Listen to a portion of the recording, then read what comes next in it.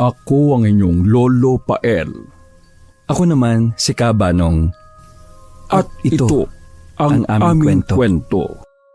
Excited ang magkapatid na Alarcon at Anastasia matapos nilang mabalitaan na uuwi ng probinsya ang kanilang mga magulang.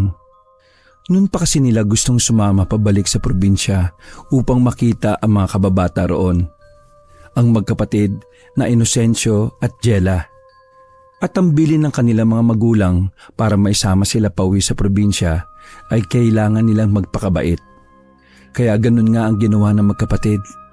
Araw-araw, walang palya sila sa paggampan sa mga gawaing bahay para lang makasama sa pagbalik sa kanilang probinsya.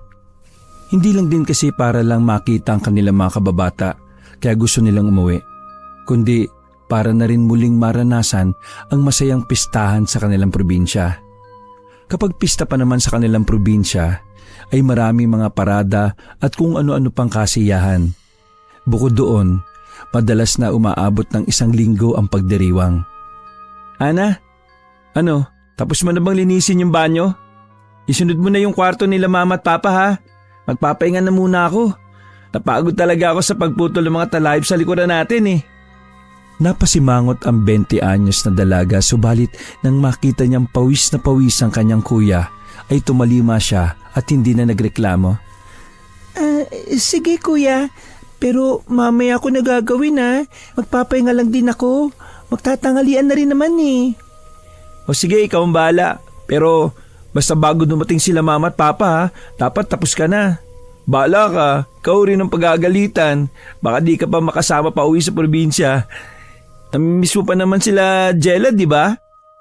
Dahil doon ay napaungot ng dalaga habang tila nagdadabog sa harap ng nakatatanda niyang kapatid. Kapag hindi talaga ako sinama nila mama at papa sa probinsya, maglalayas talaga ako kuya. Napangiti lang si Alarcon sa kapatid bago isalampak ang sarili sa malambot nilang sofa. Kain mo lang yan, Ana. Sige na, bilisan mo na dyan. Ako, maya-maya na ako magla-lunch. Wala naman na akong gagawin eh. Oo na. Pagkanguso ay nagtungo ng dalaga sa kusina para nga kumain. Sinundan lang siya ng binata ng tingin at nang mawala na ay naidlip na nga si Alarcon. Makalipas ang ilang oras, nagising na lang si Alarcon dahil sa ingay na ginagawang paglilinis ng nakababata niyang kapatid doon sa silid ng kanilang mga magulang. Saglit siyang sinilip ng dalaga na abala sa ginagawa nito at pagkatapos noon ay dumiretso na siya sa kusina para mananghalian. Eksakto 2:30 na ng hapon nang matapos siya sa pagkain. Siya na rin ang naghugas sa mga pinagkainan nilang magkapatid dahil abala na si Anastasia. Bandang 3:30 ng hapon ay nagpahinga na ang magkapatid. Pagsapit ng 4:00 ay lumabas siya ng bahay para bumili ng merienda nila. At eksaktong pag-uwi ay nandun na ang kanilang mga magulang. Inayos kasi ni Mang Nelson at Aling Annalyn ang booking nila sa eroplano kaya umalis ang mga ito. Kaya pagkakita ng binata sa mga magulang ay nagmano siya kaagad sa mga ito. Ma, pa, tapos na po kami maglinis. Merienda na po tayo. Natuwa naman ang magkapatid matapos makita ang dalang donuts at pizza ng kanilang mga magulang. At habang nagme-merienda sila, sinabi na rin ng mag-asawa ang magandang balita na makakasama nga sila pareho sa pag-uwi sa probinsya. Hindi maipinta ang tuwa ng magkapatid dahil sa sinabi ng kanilang mga magulang. At kahit 4 na araw pa bago sila magbiyahe pa uwi ng probinsya, ay excited na nag-asikaso ang dalawa ng mga gamit nila at mga pasalubong para sa mga kababata. Makalipas ang 4 na araw, habang nakaupong magkatabi sa eroplano, ay hindi maiwasan na magkapatid na mapag-usapan ng kanilang probinsya. Excited na talaga ako makita si Jella. Ano na kaya itsura niya ngayon, no? Eh di malamang sipunin pa rin yun. Natawa pa ang binata sa kanyang sinabi kaya nahampas siya ng mahina ng nakababatang kapatid. Grabe ka sa best friend ko. Masipunin pa nga kayo ni Ino noon eh. Kami pa kayo nga naliligo pa kayo nun sa ilog tapos walang panty, teenager na kayo nun nakakaya kayo. Napairap ang dalaga sabay hampas sa hita ng kanyang kuya. Basta, namimiss ko na talaga si Jella. Saka yung ilog. Maligo tayo ron Kung malinis pa yung ilog, Nakaka-chat ko yun si Jella. Pinakita niya sa akin, mas maganda na ngayon yung ilog na pinagliliguan natin dati. May mga maliliit na silong na kung gusto mo magpahinga. ready ka na bang mangitim ulit? Magiging negrita ka. Basta ako, okay naman ako sa balat ko. Moreno na, gwapo pa. Sayang yung mga Kojic soap mo. Ay nako, si kuya talaga. Nagtawanan sila pagkalaon dahil sa usapang yon. Kuya, may regalo ka bang dala para kay Ino? Ang dami kong binili para kay Jella Yun nga hindi ako nakapag-ready. Siguro, ibibigay ko na lang sa kanya yung isa kong sapatos na dala. Kaso, ang di ko lang alam kung magka-size ba kami ng paa. Pero, pwedeng yung iba ko na lang damit na branded. Tapos, doon na lang ako bibili kapag nagkulang yung mga gamit ko. Matapos ang ilang minuto nilang kwentuhan, ay nagkanya-kanya na nga muna ang magkapatid hanggang sa lumapag na ang eroplanong kanilang sinasakyan. Mula sa airport ay sinundo sila ng kanilang kamag-anak gamit ang may kalumaang van. At dahil wala yung aircon, binuksan na lang nila ang bintana. Tutal, presko naman ang ihip ng hangin at maganda ang tanawin. Finally, nandito na tayo. Namiss ko na rin yung basketball dito sa probinsya Bumaling ang binata sa tiyuhin niyang nagmamaneho at saka to tinanong. Chong, may liga ba? Pwede akong maglaro sa junior division? Masayang tumango si Tio Ador bago tumugon. Sige pamangkin, kakausapin ko yung coach pati komite para kahit papaano makapaglaro ka kahit ilang araw lang. Mukhang namiss mo yung liga rito Natuwa ng husto ang binata sa kanilang narinig sapagkat katulad ng sinabi ng kanyang tiyuhin ay yun rin kasi ang dahilan kaya ginusto niya rin makauwi sa probinsya. Hindi na miss Chong, miss na miss pa nga Dahil doon ay nagtawanan ng lahat ng mga nasa van habang nagbabiyahe. Makalipas ang ilang oras, pasado 5:30 ng hapon nang makarating sila sa mismong compound. Doon nga ay masaya silang sinalubong ng mga kamag-anakan nilang naghahanda na rin ng mga pagkain. Nagkaroon ng maliit na salo-salo bilang pagsalubong sa kanilang pagbabalik, kaya natuwa ang magkapatid na Alarcon at Anastasia. Ito talaga yung na-miss ko rito sa probinsya natin Ako nga rin kuya. Nang araw na yon ay nakisaya muna ang magkapatid sa kanilang mga kaanak. Hindi muna sila lumabas ng compound para katagpuin ng mga kababatang sina Inocencio at Jella. Sinulit muna nila ang araw na yon sa piling ng mga kaanak nilang na-miss din sila. Halos 10 taon na rin kasi ang nakalipas bago ulit makabalik sa probinsya ang kanilang pamilya. Habang patuloy ang kasiyahan ay nagtungo na si Alarcon sa kanilang silid sapagkat medyo natamaan sila sa ininom nilang tuba. Hindi rin naman kasi pala inom ng alak kaya mabilis silang malasing. Nang nasa pintuan na ng kwarto ay napalingon ang binata sa kabilang kama at doon nga ay may nakita siyang babae na natutulog habang nakaharap sa pader. Nauna na palang natulog sa akin tong si Ana. Pagkasabing yon ay nagtungo na siya sa katapat na papag at doon nahiga. Humarap siya sa bintana katabi ng papag na hinihigaan at saka pumikit. Lord, thank you po kasi nakauwi ulit kami dito sa probinsya. Namiss ko po talaga yung mga ganap dito At the same time, makikita ko na ulit yung mga kababata ko bukas. Good night na po uli. Amen. Makalipas ang ilang saglit, napapadilat-dilat ang binata dahil sa ingay sa labas ng bahay gawa ng nagkakasiyahan niyang mga kamag-anak. Dinig na dinig kasi niya yon sapagkat wala namang pinto ang kwartong tinutulugan nila. Nakabukas din ang bintana at ayaw niya namang isara dahil presko ang ihip ng hangin. Kalaunan ay muli siyang napadilat at napatingin sa bintana matapos mapansing tila mayroong nakadungaw roon. Kinusot-kusot niya pa ang kanyang mga mata hanggang sa maaninag ang mahabang buhok ng isang babae. Dahil doon ay napatayo siya at itinuon ang tingin sa bintana upang mas malinaw na makita kung sino nga ang nakadungaw. Mahaba ang buhok nito, medyo kulot. Ang mga mata ay parang sa pusa At kung makatingin to, ay para bang lalamunin siya ng buhay. Pagkangiti ng nasabing babae, ay doon na nga kinutuban si Alarcon. Wala sa sarili siyang napatra sa papag hanggang sa mahulog na nga siya sa sahig. Nang malakas na kumalampag ang puwetan niya sa sahig, ay napaaray talaga ang binata. Aray ko! Dahil sa ingay na kanyang ginawa, ay pinuntahan tuloy siya ni Tio Ador sa kwarto para silipin siya. Natawa na lang ang Ginoo pagkakita sa kanya na kumakamot-kamot ng puwetan. Oh, anong nangyayari sa'yo, pamangkin? Bakit ka lang dyan sa sahig? Ba't para ka ring nakakita ng multo dyan? Nahulog lang ako, Chong. Ang sakit nga eh. Nagulat lang din po ako. Parang mas lasing ka ba sa akin Akala ko kung alun sige na, balik na ako. Lalasingin ko ba yung mama at papa mo? Nang masigurong ayos na siya, ay lumabas na rin kaagad ang kanyang tiyuhin at nakipag-inuman.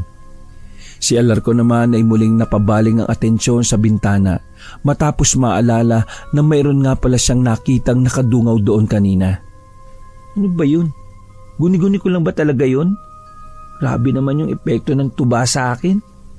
Para hindi makaramdam ng pagkailang at takot, kaya naman bago matulog ay napilitan na lang siyang isara ang bintana kahit medyo mainit. Kinabukasan, pasado 9:00 na ng umaga, nagising si Alarcon.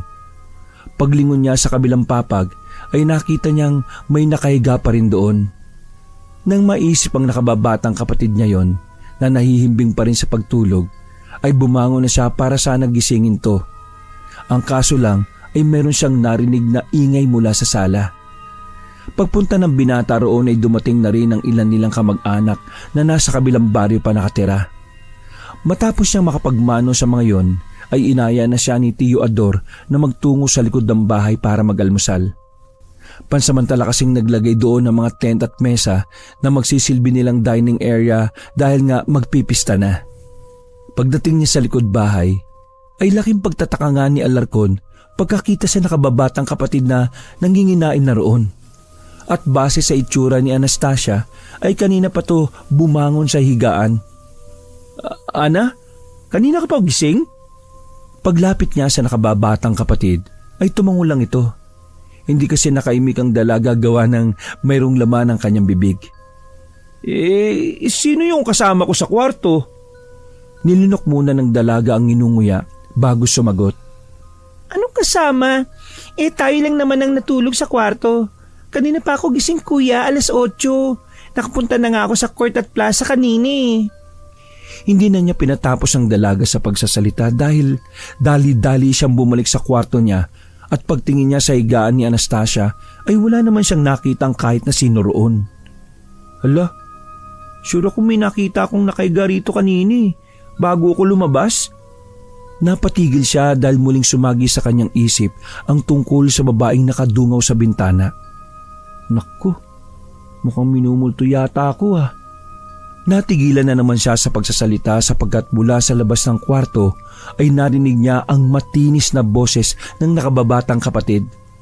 Kuya, bilisan mo na kumain. Balik tayo sa plaza at court. Tapos daanan na rin natin sina Ino at Jella. Ayain natin sila dito sa bahay. Tila naguguluhan man sa mga nangyayari ay isinawalang bahala na lang ng binata mga yon. Bumalik na nga siya sa likod bahay para makapag-almusal. Nang natapos na sila ni Anastasia sa pagkain, ay nagpaalam muna ang dalawa sa kanilang mga magulang pati na rin sa mga tiyuhin at iba pa. Pag kayo masyadong lalayo Alam ko dito kayo sinilang pero mag-ingat-ingat din kayo. Matagal kayo nawala rito. Marami ang hindi nakakakilala sa inyo. Alam nyo na, uso dito sa probinsya ang mga inggit-inggit sa mga dayo. Sure, Chong. Salamat po sa paalala. Thank you, Tito. Ma, Pa, lalabas po muna kami Pupunta lang kami sa plaza at sa court. Dadaanan na rin namin sila Ino pati si Jella. Aayain namin sila dito. Matapos makapagpaalam ng magkapatid, ay naglakad na nga sila papunta sa plaza. Dahil maraming ganap ng araw na yon, kaya medyo marami-rami na rin ang tao sa plaza, lalo na sa court. May laro kasi ng basketball ang mga baliklaro at nadinig pa nga nila na malaki ang pustahan. Mahabang oras ang iginugol ng magkapatid sa plaza at court hanggang sa naisip na nga nilang magpunta sa bahay ng kanilang mga kababata at best friends. Habang naglalakad papunta sa bahay ni na Inocencio at Jella na nasa bandang pinakadulo ng kanilang lugar na malapit na sa ilog, ay hindi maiwasan ng magkapatid na medyo mailang. May ilang tao kasi na panayang tingin sa kanila na parabang nanlilibak. At katulad nga ng paalala ng kanilang tiyuhin, dahil matagal na rin silang nawala sa lugar na yon, karamihan sa mga nakatira ay halos hindi na rin nila kakilala. May mga tao pa rin naman nakakakilala sa magkapatid at binabati-bati sila. Pero hindi pa rin nila maiwasan ang makaramdam ng pagkailang. Kuya, nakakailang din pala no? Ang tagal kasi nating nawala rito eh. Feeling ko tuloy, di tayo welcome sa lugar na ito. Napalingon na lang si Alarcon sa nakababatang kapatid habang umingiti. Kung sino na lang yung papansin sa'yo, yun na lang yung ngitian mo. Yung mga masamang nakatingin, ignore mo na lang. Ganyan talaga ang pakiramdam minsan kaya hayaan mo na. Malapit naman na tayo sa bahay nila Ino eh. Sinunod na nga lang ng dalaga ang payo ng kanyang kuya. Nagtuloy-tuloy na lang sila ng lakad hanggang sa matanaw na nila mula sa hindi kalayuan ang may kalumaang bahay ng kanilang kababata. Natuwa ang dalaga pagkakita sa bahay dahil marami siyang alaala roon kasama ang best friend na si Jella. Hala kuya, nakakatuwa naman. Medyo luma na yung bahay nila pero parang walang pinagbago ah. Tumakbo kaagad ang dalaga na tiningnan lang ang nakatatandang kapatid. Nang nasa tapat na sila ng lumang gate, ay nagkatinginan muna sila bago sabay na hinarap ang nasabing bahay. Ikaw na ang tumawag kuya? Okay. Tumuon kaagad ang atensyon ng binata sa nilumang bahay bago tumawag. Tao po! Tao po! Nagkatinginan ulit ang magkapatid nang walang sumagot sa una nilang pagtawag. Lakasan mo kaya ng kaunti kuya yung pagtawag. Okay, sige. Wait. Humugot muna ng malalim na hininga ang binata bago malakas na nagsalita. Tao po! Inocencio! Jella! Tao po! Hindi na niya natapos ang pagsasalita sapagkat narinig na nilang lumalangit-ngit ang main door ng bahay. Mula roon ay niluwa ang isang matandang ginang na uugod-ugod na. Medyo kuba na ito. Kupas ang suot na damit at namumuti-muti na ang buhok. Lola Silas? Marahang lumapit ang matandang ginang hanggang sa tumapat ito sa magkapatid. Doon ay lalong nakita ng dalawa ang nangungulubot na anyo nito mula sa mukha hanggang sa kabuuan. Sensya na't wala rito ang mga apo ko. Hindi ko alam kung saan nagpunta. Baka sa plaza o kaya nasa ilog na naman ang mga yon. Tila nalungkot ang dalaga sa kanyang narinig dahil akala niya makikita na niya ang kababatang si Jella. Ganun po. Sayang naman. Sino ba kayo, Utoy at Ineng? Napangiti si Alarcon bago abutin ang kamay ng matanda at nagmano. Lola Silas, si Alarcon po to, kababata ng apo po ninyo. Si Ana po, Anastasia. Matagal at palitan munang pinagmasdan ng ginang ang magkapatid bago to magsalita. Ay, kayo na ba yan? Nandito na pala kayo ulit sa atin. Tsakong matutuwa yun sila Ino at Jella kapag nakita kayo. Gusto niyo bang pumasok muna at hintayin sila? Nagkatinginan muna ulit ang magkapatid bago magkasunod na nagsalita. Saka na po, Lola. Hanapin na po muna namin sila. Baka dun sa plaza at sa court. Malamang po baka nasa ilog ang mga yon. Ngumiti naman ang matandang ginang bago tumugon. Sige, kayong bahala. Ikinagagalak ko kayong makita ulit. Kapag nakita niyo sila, dumiretso muna kayo rito sa bahay ha. Ipagluluto ko kayo ng masarap na pagkain. Siguradong hindi nyo malilimutan hanggang makabalik kayo sa Manila. Sige po. Lola Silas, alis na po muna kami. Bago umalis ay napansin pa ng binata na dumidila-dila ang matandang ginang na parang natatakam. Ngumiti rin ito na iba ang dating sa kanya kaya medyo nanayo ang kanyang mga balahibo. Subalit hindi na lang niya masyadong pinagtuunan ng pansin. Pagalis nila ay sinulyapan pa ni Alarcon na matandang babae at doon nga ay napansin niya rin na parabang nag-iba ang itsura ng mata nito. Parang yung nagmatampusa dahilan para muling sumagi sa isip niya ang nakita kagabi na nakadungaw sa bintana ng kwarto nilang magkapatid. Kuya, tara na. Sobrang init na mamaya eh. Bilisan mo. Ha? Sige. Ilang saglit pa, matapos maglakad-lakad ng magkapatid, ay narinig nga nila ang pagaspas ng tubig mula sa ilog. Mula sa mataas na bahagi ay dumungaw ang dalawa sa ibaba para masdan kung may tao nga ba sa ilog, subalit wala silang matanaw o marinig na ingay ng tao. Parang wala naman tao sa baba, kuya. Wala akong marinig na ingay ng tao eh. Hindi pa nga natin nakikita eh. Oh, magdaan-daan ka pa baba ah. Medyo madulas eh. Baka dumausos ka. Maingat nga silang bumaba hanggang sa marating ang pinakatubig ilog. Mula sa hindi kalayuan ay napansin nga ng magkapatid na parang may mga mantsa ng dugo na umaagos. Ha? Dugo ba yung umaagos na yan, kuya? Saglit na huminto ang binata para suriin kung dugo nga ba o hindi ang kanyang nakita. Ha? Dugo nga to. Sinundan niya ng tingin ng pinanggalingan ng dugo hanggang sa tumambad sa kanyang paningin ang ilang piraso ng lamang loob ng hayop na umaagos malapit sa kanilang kinaroroonan. Putik! Lamang loob ba yan ng hayop? Hala, kuya, nakakatakot. Tatakbo na sana ang magkapatid pabalik sa itaas nang maaninag nila mula sa hindi kalayuan sa isang batong nangingintab ang pamilyar na mga nilalang. Si Inocencio at Jela, ang kanilang mga kababata. Ino? Jella, ikaw na ba yan? Matagal silang nagkatitigan at nang mapadako ang tingin ni Alarcon kay Jela ay tila ba naging pamilyar ang itsura nito sa kanya. Medyo kulot kasi ang buhok ng dalagita at ang mga mata nito ay parang nag-iiba katulad ng sa pusa. Ana, kayo na ba yan? Napangiti kaagad si Alarcon pagkasabing yon ng kanyang kababata. Hindi na tuloy naisip ng magkapatid ang nakita mga lamang loob ng hayop na umaagos kanina. Sabay na napalusong sina Alarcon at Anastasia sa mababaw na parte ng tubig para mabilis na makalapit sa magkapatid nilang kababata. Takte, galing kami sa inyo eh. Sabi ni Lola Silas baka nandito nga daw kayo sa ilog kaya bumaba na kami rito. Saglit na nagkatinginan ng magkapatid na Inocencio at Jela bago ngumiti sa kanila. Ano kasi ginagawa niyo rito sa ganitong oras? Akala pa naman namin eh, nasa plaza kayo. Nanonood ng mga kung ano-ano. Namiss kita, girl. Pagkakita ni Alarcon sa nakababata niyang kapatid na yumakap kay Jela, ay nilapitan naman niya ang kuya nun at nakipag-apiran. Uy, musta na tol? Long time no see ah.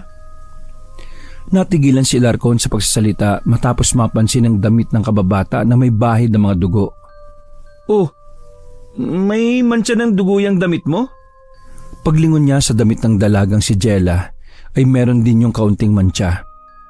Nakatinginan muna ulit ng makahulugan ng magkapatid na Inocencio at Jela bago tila naiilang na nagwika. Kasi may patay na hayop doon kanina eh. Nakita niyo ba? Ito kasing si Bunso ang kulit eh. Sabi ko kanina sa plaza na kami magpunta. Mas gusto niya munang maligo sa ilog. Halos kabababa lang namin din dito.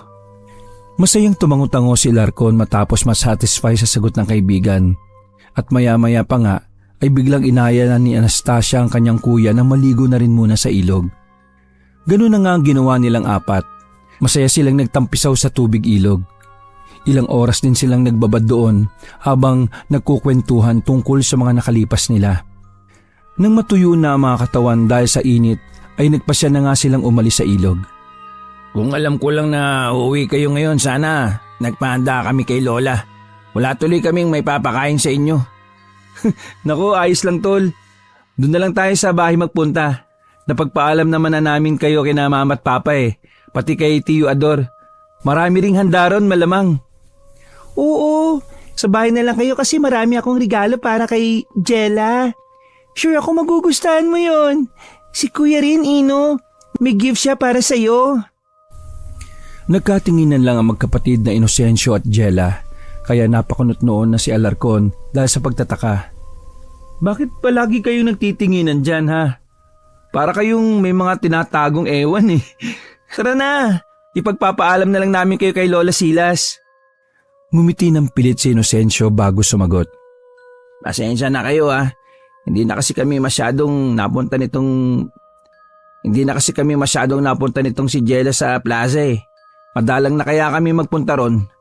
Paano kasi si Lola, tampulan ng asara ng mga ususero at usisera Nagsimula na silang maglakad paakyat paalis sa ilog at sabay na napakunot noo ang magkapatid na Alarcon at Anastasia dahil sa sinabi ni Inocencio. Si Lola Silas, tampulan ng asaran?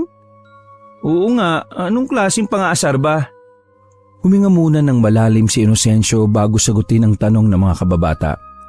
Si Jella naman ay tahimik lang na nakikinig sa kanila habang naglalakad at nakaangkla ang braso sa matalik na kaibigan. Nito kasing nakalipas na taon, madalas na si Lola mawala sa sarili. Dahil ba sa katandaan? Kapag gabi, madalas siyang nagpapagala-gala. Napunta pa kaya yan sa kabilang baryo? Yun, napagkamalan tuloy siyang aswang. Pagkarinig ni Alarcon sa salitang aswang, ay muling sumagi sa isip niya si Lola Silas kanina kung paano ngumiti ng makahulugan at dumila-dila na parabang natatakam. Naalala niya rin ang tila pagbabago ng mga mata nito kaya saglit siyang napalingon kay Jella na nasa likuran kasama ang bunso niyang kapatid. Oh, bakit tumigil ka? Ha? Oh, wala. Tara, lakad ulit tayo. Saan ka na nga ulit sa kinukwento mo? Hindi nyo ba pinatitingnan si Lola Silas? Sa pagkakatanda ko may medical mission clinic sa likod ng plaza. Parang nakita ko bukas pa yun Yung pagkaganyan ni Lola, eksakto naman na lumipat na yung clinic, nasa bayan na. Madalang lang kaming makapunta, as in once in a blue moon. Saka ayaw na rin ni Lola. Alam mo naman ng mga matatanda. Hindi na naituloy ni Inocencio ang muling sinasabi dahil malayo pa lang tanaw na nila si Lola Silas na nakatayo sa tapat ng luma nilang gate. Masaya matandang babae habang nakatingin sa kanila. Pagkakita at hindi naman tuloy maiwasan ni Alarcon na makaramdam ng kakaiba sa matanda. Noon namang bata pa hindi siya naiilang dito. Pero simula nang makita niya to kanina at marinig na rin ang kwento ni Inocencio ay nagkaroon tuloy siya ng kakaibang kutob. Pagkalapit nila ay nagmano sina Inocencio at Jella kaya ganun na lang din ang ginawa ni na Alarcon at Anastasia. Lola, doon na muna kami pupunta kina Al at saka Ana. May handaan daw sila Kitang-kita ni Alarcon kung paanong mag-iba ang reaksyon ng matandang babae. Mula sa pagiging masaya, biglang sumimangot. Maghahanda pa naman sana ako ng masarap na makakain. Sabay na napakamot na lang ng ulo ang magkapatid na Inocencio at Jella. Bago lumapit ang dalaga at inalalayan ng kanyang lola na pumasok na sa loob. Habang pinagmamasdan nila si Jella at Lola Silas na nagpunta sa loob ng bahay, ay hindi maiwasang maintriga ng magkapatid. Nagalit yata si Lola Silas sa atin.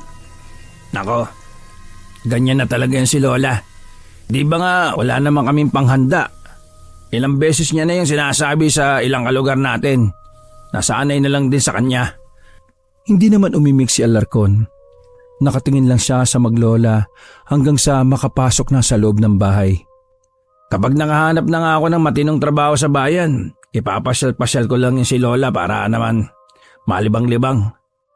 Buti pa kayo. Ang swerte niyong magkapatid kasi nakaalis na kayo rito sa lugar natin. Uy, ano ka ba? Ang saya-saya nga namin bumalik dito Matagal na rin naming naisip kaso ngayon lang nakaipon sila mama at papa ng malaki-laking budget. Don't worry tol, makakahanap ka rin yan ng magandang work. Tiyaga lang. Tumango na lang si Inocencio at hindi na sumagot. Dumating na rin kasi ang bunso niyang kapatid na tila nagmamadali. Ano, tara na ba? Okay lang ba si Lola? Okay lang ba si Lola iwanan? Oo nga guys, okay lang ba si Lola na mag-isa dyan? Ako nang nagsasabi sa inyo, ayos na ayos lang yan. Kaya tara na, bago pa ulit lumabas yan. Dali-dali na nga nilang nilisan ang lugar na yon at makalipas ang ilang minuto ay narating na nila ang compound kung saan naabutan nga nila na nagkakasiyahan na naman ang mga kamag-anakan ni Al at Ana. Habang abala ang kanilang mga magulang at ibang kaanak, ay dumiretso sina Alarcon, Inocencio, Anastasia at Jella sa likod bahay para kumain ng tanghalian. Subalit, marami-rami pang tao kaya hindi kaagad sila nakaporma. Sa pinakadulo ay naabutang napansin ni Alarcon ang kanyang tiyahin na naghihimay ng mga laman loob ng baboy.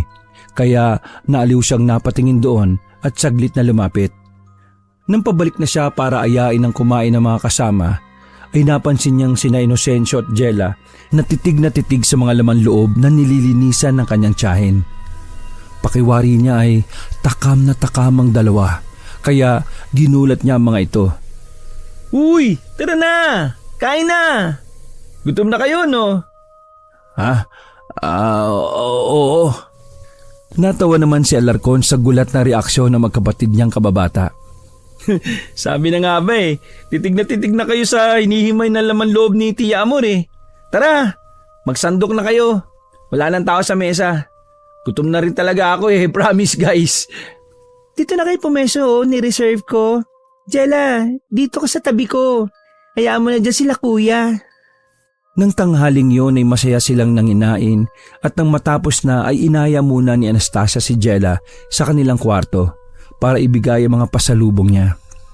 Nakasiya naman sina Alarcon at Inocencio sa labas ng bahay. Pagsapit ng alas 5 ng hapon ay nagpaalam na nga muna ang magkapatid na Inocencio at Jella dahil kailangan na nilang asikasuhin si Lola Silas. May kasiyahan mamaya sa plaza. Magkita na lang tayo ron. Salamat nga pala sa regalo mong sapatos, Tol. Mukhang mamahalin pa to ha. Wala yun. Buti nga't kasya sa'yo Sa susunod na uwi ko, bibigyan kita ulit. Pinadala na nga muna nila Mang Nelson at Aling Annalyn ang magkapatid ng ilang supot na handa para pagkain ni Lola Silas. Pag-alis sa magkapatid na Inocencio at Jella, ay dumating naman si Tio Ador na lumabas ng compound kanina. Amangkin, okay na? Pwede ka na maglaro bukas ng liga. Nakausap ko na yung komite. Naku, talaga Salamat, Chong.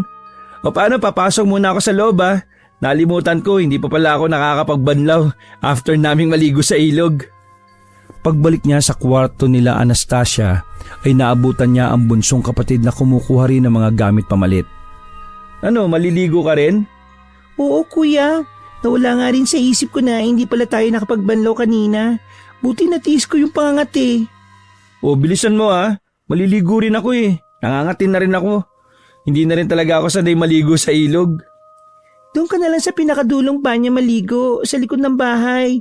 Meron naman doon Napakunot na lang ng noo ang binata at nang umalis na ang nakababata niyang kapatid, ay kumuha na nga siya ng damit saka nagtungo sa likod bahay, sa pinakadulong bahagi ng kanilang bakuran kung saan naroon ang isa pang banyo.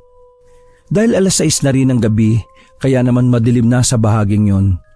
Wala ring ilaw sa banyo kaya naman nagtiyaga si Alarcon na gamitin ang flashlight ng kanyang cellphone bilang tanglaw. At dahil gawa lang sa pinagtagpitagping yero at kahoy ang nasabing banyo, kaya naman medyo naaaninag niya ang mga tao sa labas, lalo na sa pinakalikuran na kung saan ay talahiban na.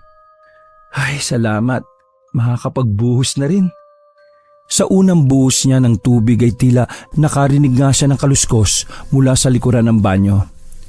Dahil doon na hindi sinasadyang napalingon siya roon at sumilip sa mga butas-butas.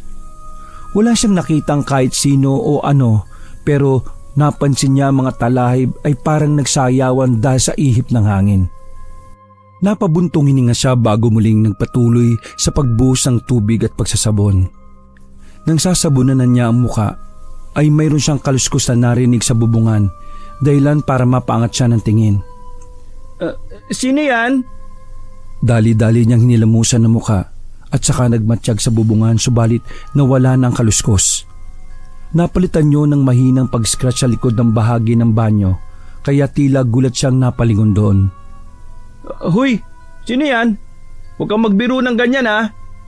Natigilan na siya sa pagsasalita matapos mahapyawan ng paningin niya ang mga butas na tila mayroong dumaan na taong may mahabang buhok.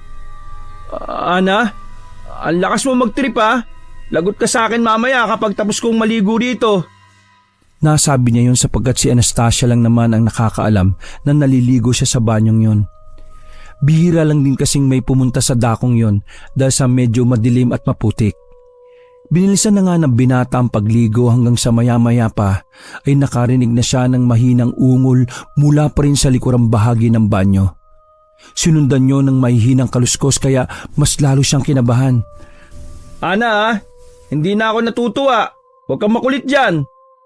Matapos makapagbuhos ng ilang ulit na mabilisan, ay nagtapis na nga siya at tali-daling lumabas ng banyo.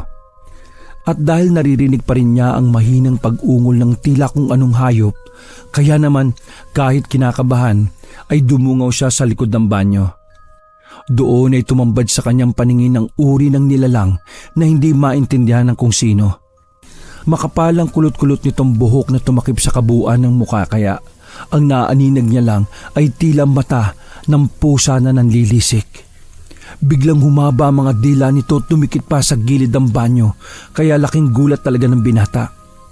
Pagkatapos noon ay para tong aso habang nakatitig sa kanya at umuungol. Pagkakita roon ng binata ay otomatikong nagtayuan ang kanyang mga balahibo na parang siya'y binuhusan ng nagyayelong tubig.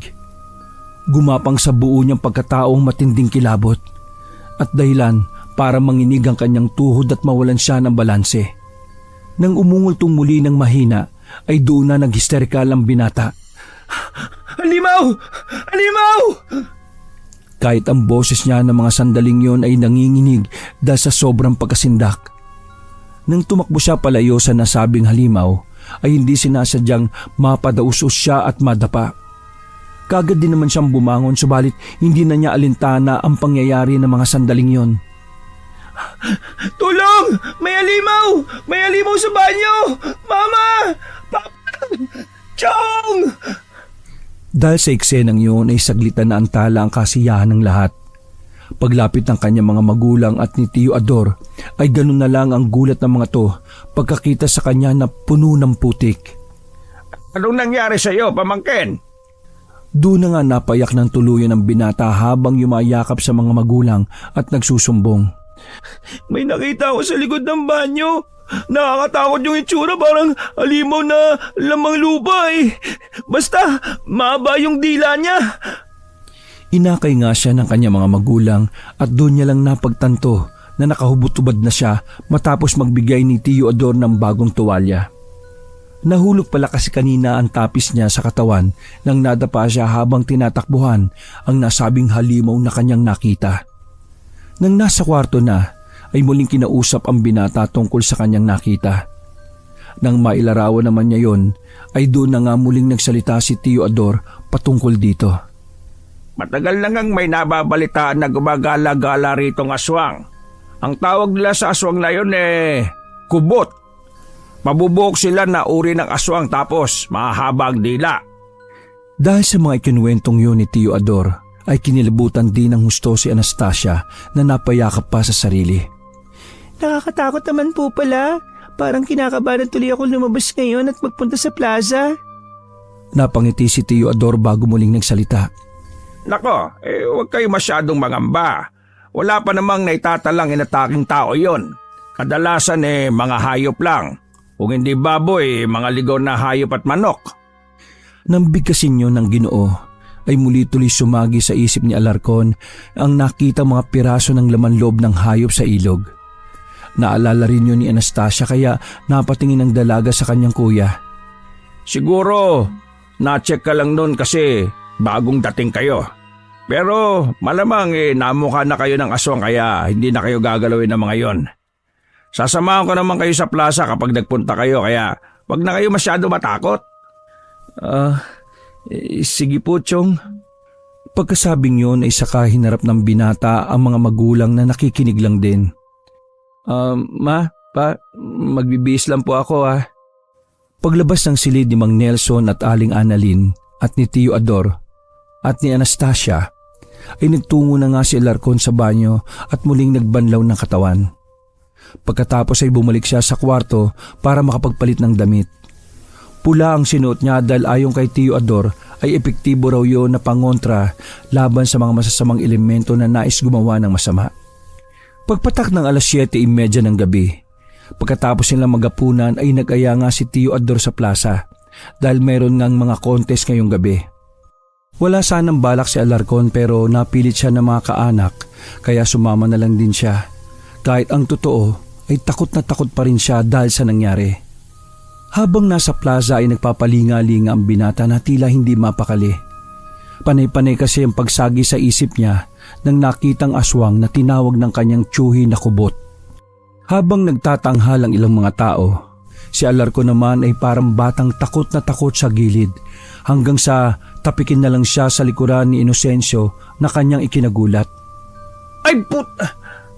Kamuntikan pa niyang mamura ang kababata, mabuti na lang ay agad niyang natutop ang bibig. Para ka namang nakakita ng multo dyan, tol.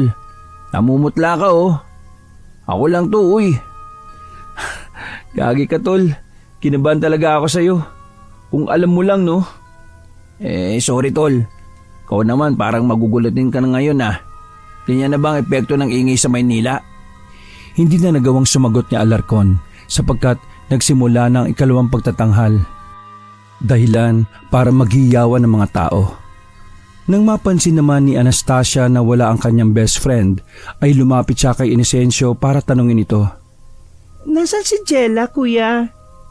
Matagal bago nakasagot si Inocencio dahil pinag-isipan pa niya ang idadahilan. Ano kasi, si Lola nangungulit-ngulit na naman. Gustong lumabas. Natatakot kami dahil maraming tao. Baka kung saan-saan na naman yung magpunta. Habang nanonood si Alarcon ay nakikinig naman siya sa usapan ng kababata at bunsong kapatid. At maya-maya pa nga ay napansin niya nga sa kabilang bahagi ng plaza si Jella. Parang iba ang dating ng dalaga kaya wala sa sarili niyang sinundan yon. Hanggang sa hindi niya namalayan na malayo na pala siya sa plaza. Sabi ni Ino nasa bahay daw ang kapatid niya. Saan kaya to papunta si Jella? Kahit kinakabahan dahil sa kubot, ay lakas loob pa rin sinundan ng binata ang dalaga hanggang sa makarating sila sa kabilang baryo kung saan pinatatambay ang mga alagang baka, kalabaw at kambing para manginain ng damo. Ano bang ginagawa ni Jella dito? Takte. Pati ako, anong ginagawa ko rito? Baka mamaya bigla magpakita yung kubot. Mahirap na. Kailangang tawagin ko na si Jella. Aalis pa lang si Alarcon sa pinagtataguan para tawagin at puntahan ng dalaga, kaya lang ay bigla lang itong humiyaw. Dahil doon ay nataranta ang binata at hindi alam ang gagawin.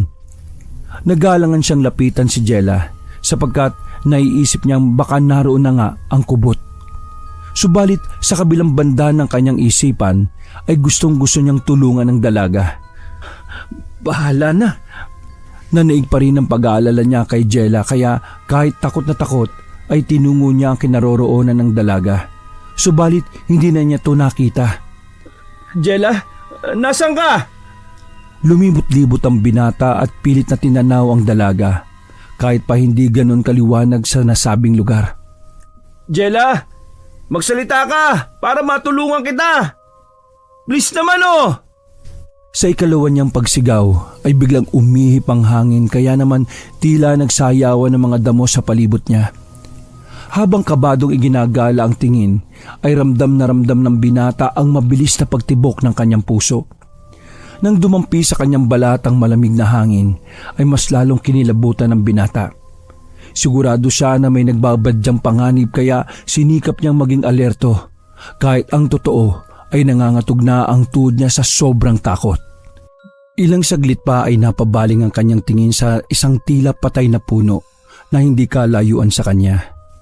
Sa ilalim noon ay nakatayo ang isang nakakatakot na imahe na pamilyar, ang aswang na tinatawag na kubot.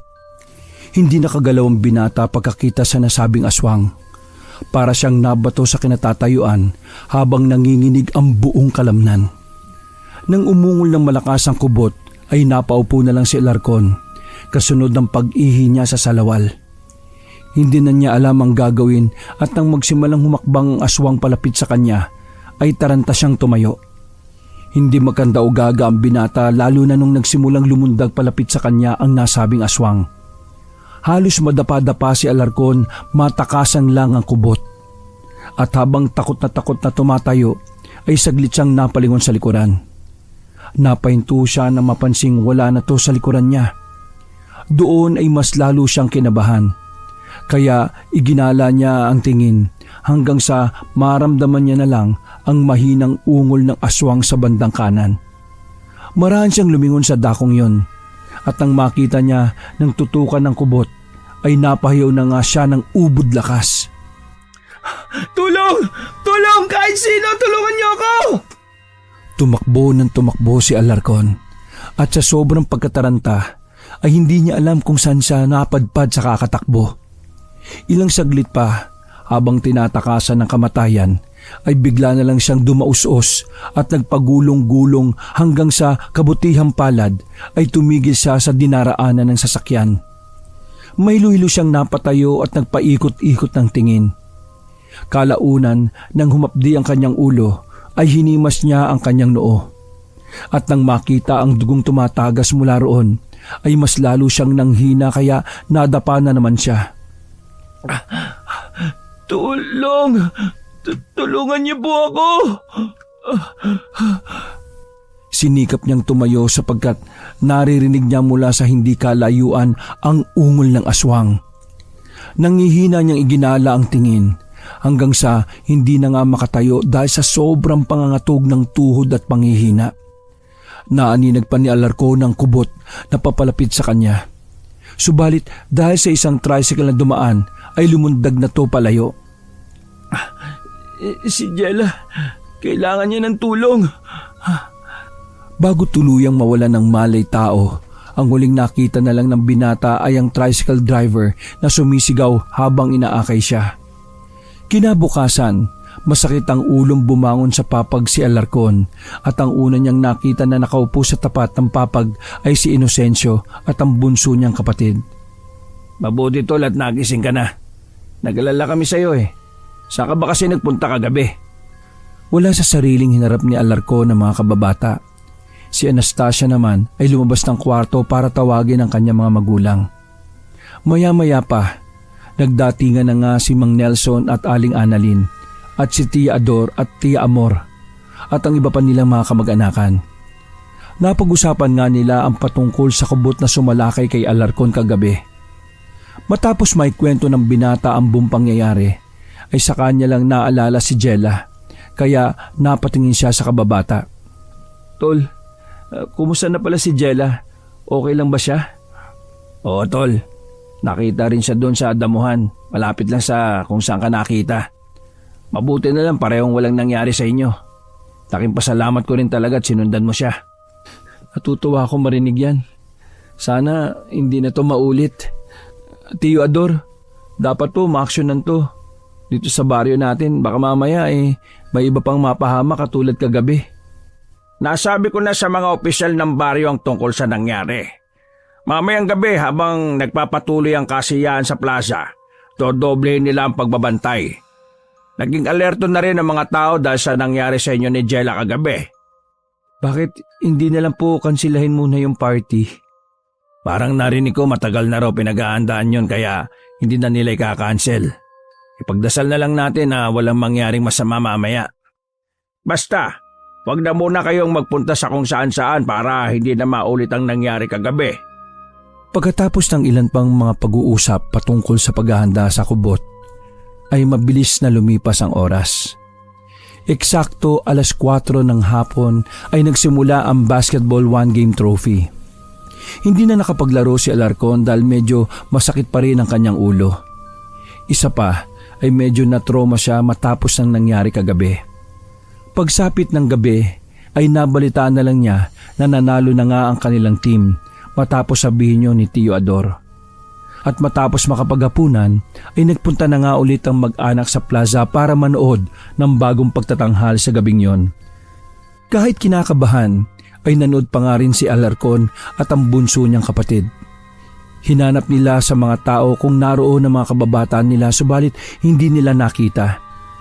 Kuya, parang nakapagtataka na wala pa sila Kuya Ino at saka si Jella. Diba sabi nila pupunta sila? Muling iginala ni Alarcon ng tingin pero hindi niya talaga maaninag ang kababata. Baka di na sila pupunta. Malamang katulad ko, may trauma pa yun si Jella. Kung tutusin talaga, hindi na ako komportable rito eh. Kung hindi lang nagpumilit siya na mama at papa, pati si Tio. Marami namang opisyal ngayon na nag-iikot-ikot. Pero ang iniisip ko kuya, wag naman sana ah. Paano kung papunta na rito sila Kuya Ino at Jella tapos may masamang nangyari na pala sa kanila? Pagkasabing yon ng dalaga ay mabilis na nagtayuan ng mga balahibo ni Alarcon sa braso at batok. Bigla tuloy siyang kinutuban kaya wala sa sariling napakatok siya sa lumang kahoy na sinasandalan. Huwag kang magsalita ng ganyan. Ano ka ba? Hindi na nakaimik pa ang dalaga sapagkat nagsimula na ulit ang mga pagtatanghal sa plaza. Dahilan para mapabaling na roon ang kanilang atensyon. Subalit kahit nanonood ay malayo ang isip ni Alarcon. Naglalaro kasi sa utak niya ang mga sinabi ng nakababatang kapatid kaya hindi na naman tuloy siya mapakali. Uuwi na lang muna ako. Pakisabi na lang kina mama at papa. Nagulat ang dalaga sa sinabing yun ng kanyang kuya kaya pinigil niya to habang tinatanong. Kuya, alam mo namang delikado, di ba? Hindi ka pa ba nadala? Huwag kang mag-alala. Magpapasama ako kay Tio Ador pa uwi. Pupuntahan ko ron sa chapel. Nandun sila ngayon eh. O sige na. Ikaw na magsabi kina mama at papa ha. Mga busy eh, kaya hindi ko na maistorbo. Patakbong nagtungo si Alarcon sa chapel at ang hindi na nakatingin ang nakababata niyang kapatid ay umibas siya ng direksyon. Dahil kasi sa mga sinabi ni Anastasia ay labis na nag-alala ang binata para sa buhay ng kanyang mga kababata. Kaya ang naisip niyang paraan ay puntahan ng mga yon sa kanilang bahay. Habang binabaybay niya ang medyo may kadilimang daan, ay panay ang lingon ni Alarcon sa kung saan-saan. Pakiwari niya kasi ay tila mayroong nakatanaw sa kanya mula sa hindi kalayuan. Nang makaramdam siya ng kilabot, ay mas lalong binilisan ng binata ang paglalakad na sa puntong para na siyang tumatakbo na mabagal. Ilang saglit pa nga ay bigla na siyang nakarinig ng malakas na pag-alulong ng aso mula sa hindi kalayuan. Dahil doon ay trumipli ang kilabot ng binata. Unti-unti na naman bumilis ang tibok ng kanyang puso na parang may mga maliliit na dagang nagkakarirahan. Diyos ko po Lord.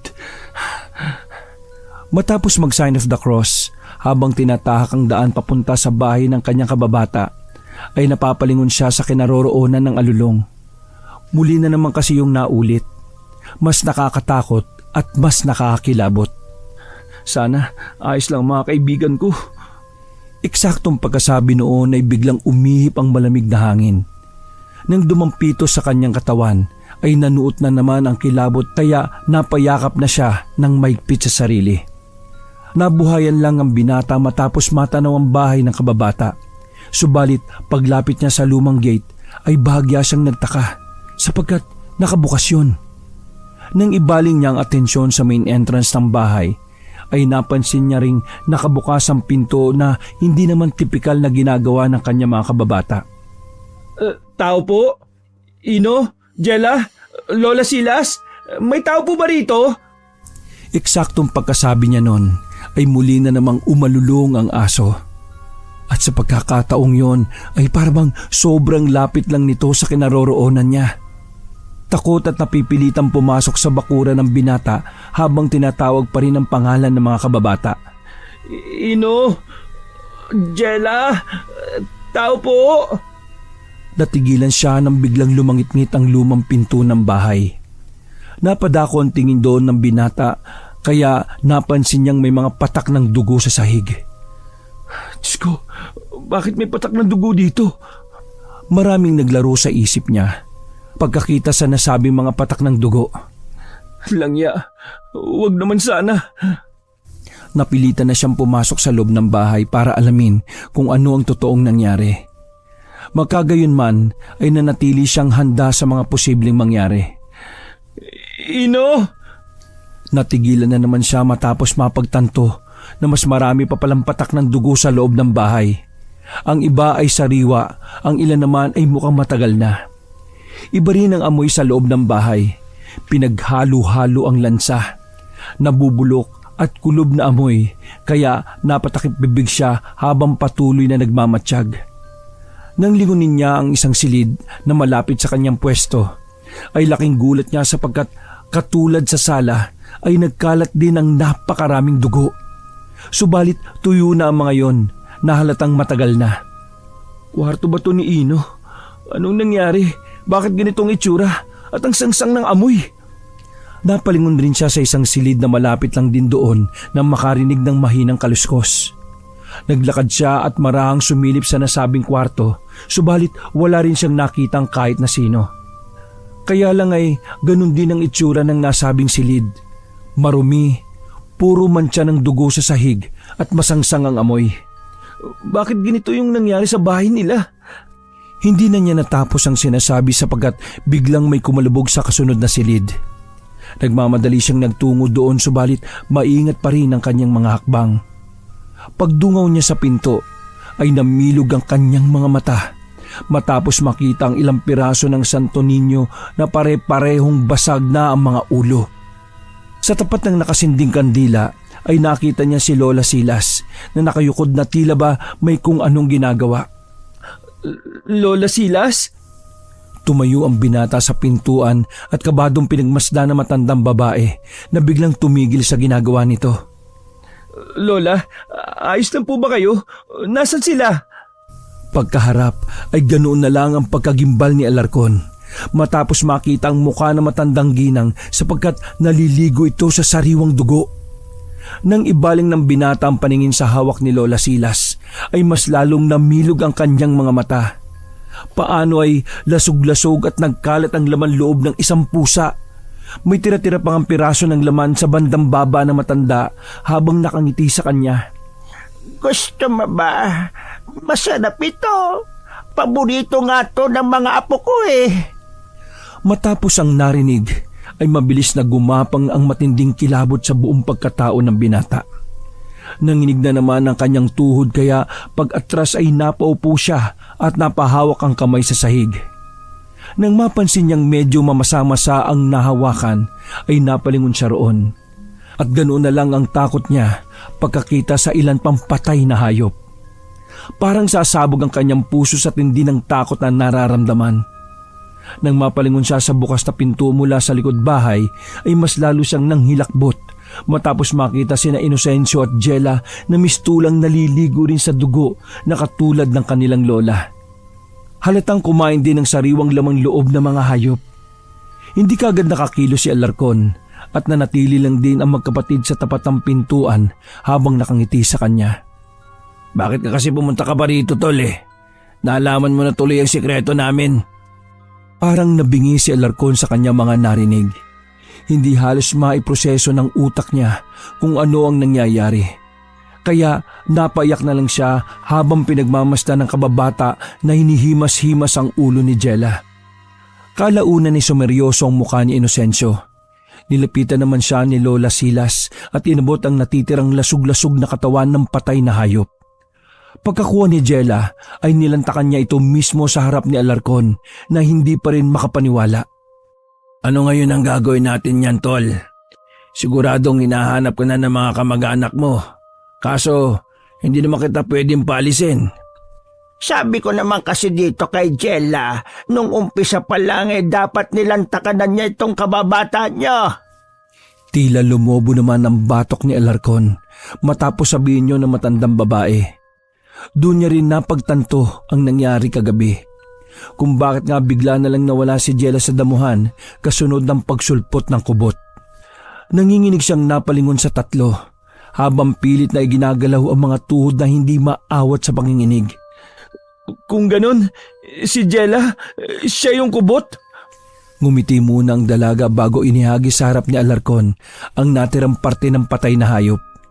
Kasunod noon ay unti-unting nagbago ng anyo ang dalaga.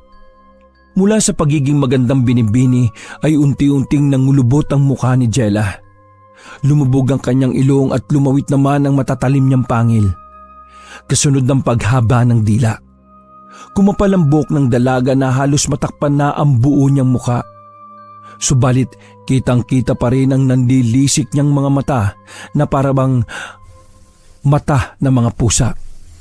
Tumindig ito na parang aso habang ang mga kuko sa kamay at paa ay mas tumalim at mas humaba.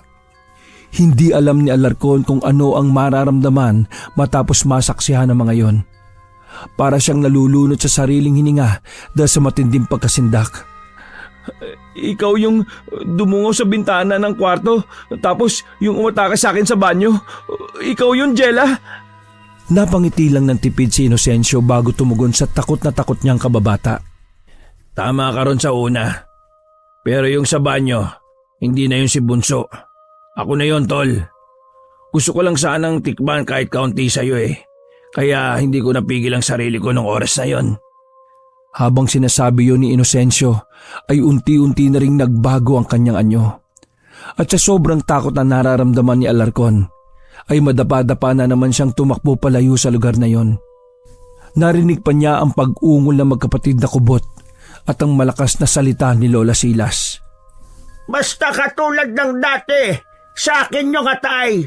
Para naman manumbalik kahit papano ang lakas ko. Ang tagal ko na rin hindi nakakakain ng totoong sariwang laman at dugo ng tao. Sa sobrang taranta ni Alarcon ay salip na tinakbo niya ang daan pauwi sa bahay ay umiba siya ng daan. Dahil nilamon na siya ng takot kaya hindi niya napansin na papunta pala siya sa may ilog. Kahit napakadilim sa dakong yon ay hindi ito inalintana ng binata sapagkat ang nais niya lang ay makauwi siya ng ligtas sa kanyang pamilya. Sa kanya lang napagtanto na nasa dakong ilog siya matapos marinig ang agos nito. Dahil doon ay naiiyak siyang napahawak sa ulo at nag-isip ng paraan kung paano makakaalis ng ligtas. Paano na to? Bakit ako dito dumaan? Anong gagawin ko? Sinubukan niyang bumalik subalit narinig na niya ang mga ungol ng kubot mula sa hindi kalayuan. Tila nagtatawanan pa ang mga ito habang nag-uusap at isinisigaw ang kanyang pangalan. Tol! Alarcon! Pasensya ka na talaga ha. Ikaw kasi, sinabihan ka ng huwag magpapagala-gala mag-isa. Wala naman talaga kaming intensyon na pagpiestahan ka. Nagkataon lang talaga na masyado kang makulit eh. Paano na ngayon?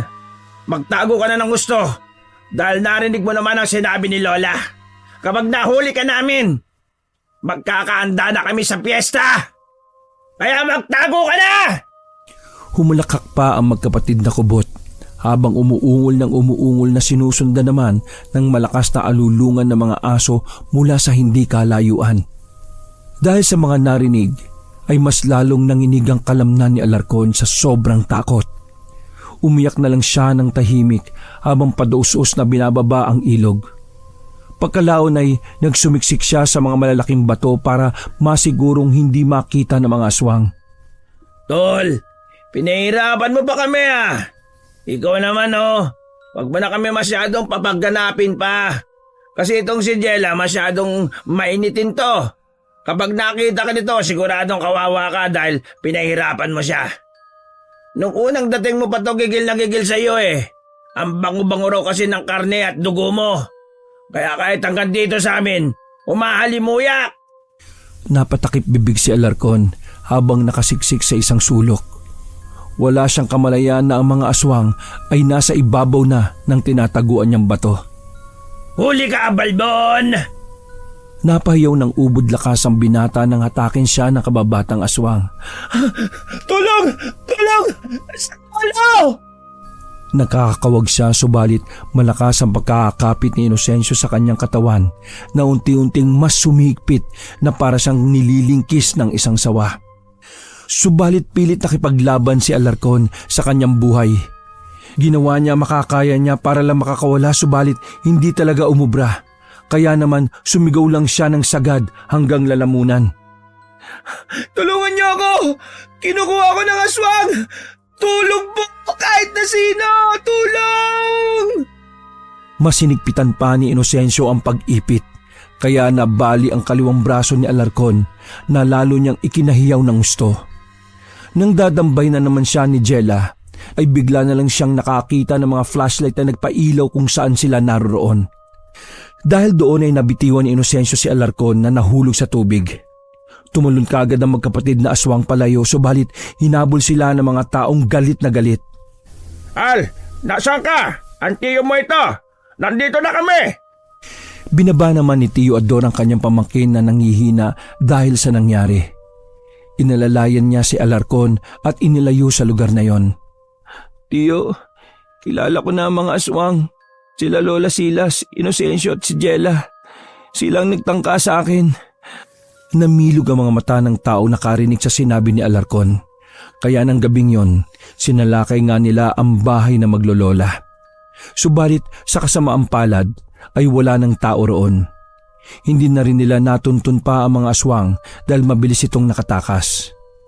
Dahil sa nangyaring yon, ay pansamantalang itinigil ang huling pagdiriwang ng kapistahan sa baryo. Mas inalala kasi ng namumuno ang masamang pangyayari na maaring marami pang madamay. Matinding trauma ang dinulot ng mga pangyayaring yung kay Alarcon. Samantalang hindi naman makapaniwala si Anastasia na sina Lola Silas at ang mga kababata nilang sina Inocencio at Jella ay lahi pala ng mga aswang. Bago tuluyang bumalik sa Maynila, ay napag-alaman nga ng magkapatid na nahawa lang pala si Lola Silas sa pagiging aswang at hinawaan naman ito ang mga apo. Nalulungkot man ay tinanggap ni na Alarcon at Anastasia ang bagay na yon, sapagkat alam nilang hindi na nila makikita ang kanila mga kababata na tuluyan ng nilamon ng kadiliman. Sana pala, di na tayo umuwi ng probinsya, no? Para hindi na natin nalaman ang totoong pagkatao ng mga kababata natin. Mas okay na rin siguro yun, kuya. At least, hindi naman tayo naging masama sa kanila eh. Sila tong nagtangka sa iyo ng hindi maganda. Malungkot na minasda ni Alarcon ang nakababatang kapatid. Saka ito niyakap ng kanang kamay dahil nakasemento pa ang kaliwa. Wala lang din silang choice. Hindi na lang ginustong maging ganon dahil nahawa lang din sila. Siguro, kung makikita ko sila ulit, mapapatawad ko pa rin sila eh. At kung kaya ko lang gamutin yung nangyari sa kanila, gagawin ko. Kung saan man sila ngayon, kuya, sana mahanap nila yung totoong peace. Sa paglipas ng panahon, sa tuwing taglamig, ay madalas maaalala ni Alarcon ang kanyang kababatang aswang, lalo na kapag sumasakit ang braso niyang nilagyan ng bakal gawa ng pagkakabali ng aswang. Wakas.